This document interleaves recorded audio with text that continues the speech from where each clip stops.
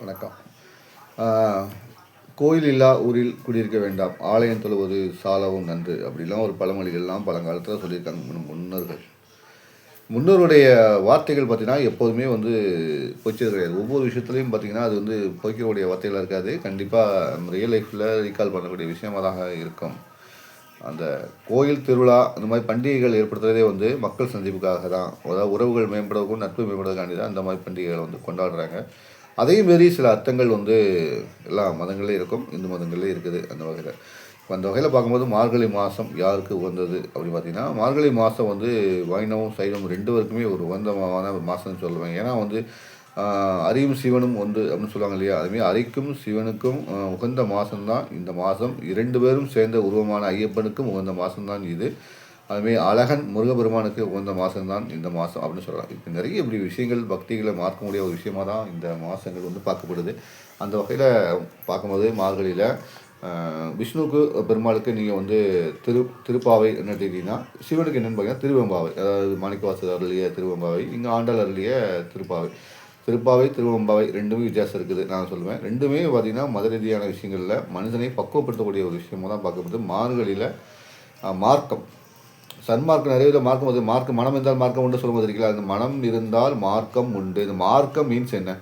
பழமொழி ஈஸியாக சொல்லிடுவோம், மனம் இருந்தால் மார்க்கம் உண்டு. மார்க்கம்னா என்ன? மார்க்குங்கிறது ஒரு அடைதல், ஒரு வழின்னு அர்த்தம். ஒரு வழி கிடைக்கும். மனசு இருந்தால் நீ வழிகாட்டுவே சொல்லுவேன் அப்படின்னு சொல்ல முடியாது. மார்க்குங்கிறது அடைதல், இறைநிலையை வந்து ஒரு அடைதல் தான் மார்க்கம்.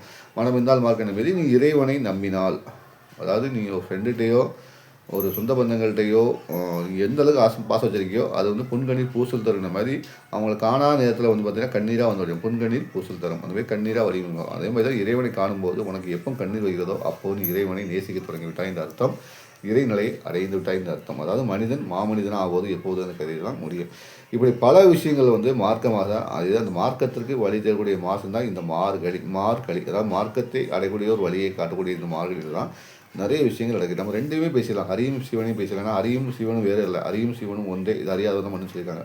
ஸோ ஹரியும் சிவனையும் இதில் பேசிடலாம். பெருமாள் ஃபஸ்ட்டு பெருமாள் எடுத்துக்கிடுமா, காக்கும் கடவுளான பெருமாள் எடுத்துக்கிடுவோம். காக்கடவுளில் பெருமாள் வந்து பார்க்கடலில் வந்து இருக்காரு, எல்லாருக்கும் தெரியும். லட்சுமி கடாட்சமாக எல்லாரும் வரக்கூடிய தெய்வமாக இருக்கக்கூடிய மார்கழி மாதத்தில் பார்க்கடலில் இருக்கக்கூடிய பெருமாளை முதலாக தேவர்களுடன் இணைந்து நாமும் அவரை எழுப்ப போகிறோம். புரியுதா உங்களுக்கு?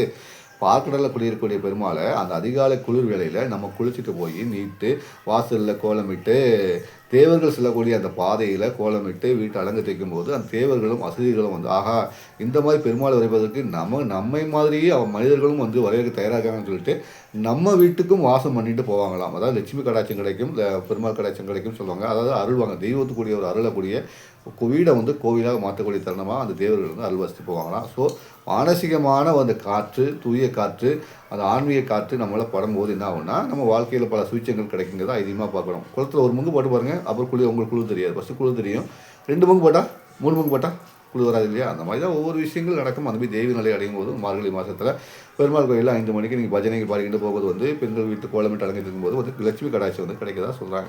இது ஆண்டாள் அருளிய ஒரு விஷயம் சொல்லப்பட்டிருக்கு. இப்போவும் மார்கழி மாதம் நிறைய இடங்களில் பூஜைகள்லாம் கொடுத்துட்ருக்காங்க, காலகாலம் நடந்துட்டுருக்கு. நாமும் பண்ணிட்டு தான் இருக்கோம் பெருமாளுக்கு. ஓகே, சிவபெருமானுக்கு எங்கேருந்து வந்தார் பார்த்தீங்கன்னா திருவெம்பாவைன்னு சொன்னால மாணிக்கவாசகர் அருளிய அந்த சிவபாம்பை. சிவன் வந்து பார்த்தீங்கன்னா அழிக்கும் கடவுள்.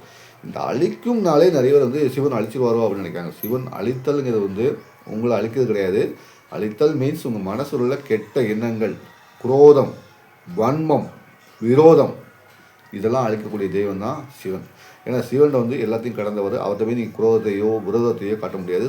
சிவனை வந்து எனக்கு மட்டும்தான் சிவன் சொந்தம் என்று யாரும் உரிமை கொண்டாட முடியாது. யாரும் உரிமை கொண்ட முடியாத தெய்வம் தான் சிவபெருமான்.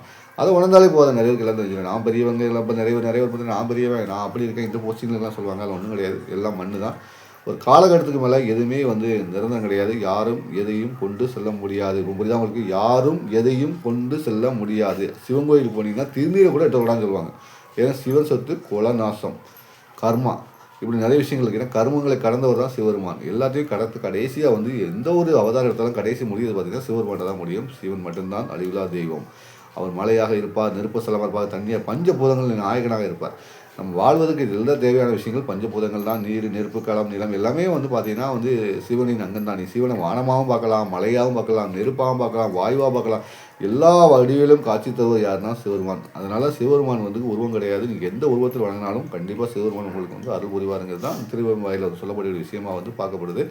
இப்படி நிறைய விஷயங்கள் வந்து சிவனுக்கு ஹரிக்கு உள்ள வித்தியாசங்களை தான் வந்து பார்க்கப்படுது. அதனால் வந்து சில விஷயங்கள் சிவன் கோயிலெலாம் நீங்கள் போனீங்கன்னா வந்து படிக்கட்டுகள்லாம் கொண்டுட்டு போவாங்க. படிக்கட்டுலாம் இருக்கிறவங்க வந்து சாதாரண விஷயம் கிடையாது. படிக்கட்டு ஏன் அமைக்கிறாங்கன்னா அவங்க சிவனடியார்களாக இருக்கவங்க தான் வந்து படிக்கட்டாக மாறியிருக்காங்க.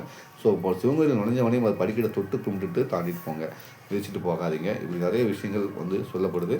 ஆன்மீகத்தில் பல விஷயங்கள் இருக்குது. இந்த மார்கழி மாதத்தில் எங்கே சொன்ன மாதிரி மார்கழி மாதத்தில் சிவன் கோயிலுக்கும் போகலாம், பெருமாள் கோயிலுக்கும் போகலாம், ஆன்மீக நிகழ்வுகளை அறிந்து கொள்ளலாம். நமக்கு நிம்மதி தரக்கூடிய எல்லா விஷயங்களும் ஆன்மீக நிகழ்வுகள் தான். அந்த வகையில் உங்களுக்கு நிம்மதி வேணும்னாலும் சரி, வாழ்க்கையில் அடுத்தக்கடுத்து நகர்வுக்கு செல்லணும்னாலும் சரி, வழிபாட்டை வந்து மேற்கொள்ளுங்கள். அது உங்கள் வாழ்க்கையில் எப்போதும் பயன்படக்கூடிய விஷயமா இருக்கும். தொடர்ந்து நம்ம ஆன்மீக சம்பந்தமான விஷயங்களை பேசலாம். என் மன உலகம் தென்காசிக்காரன் இணைந்திருங்கள். நான் உங்கள் தென்காசிக்காரன்.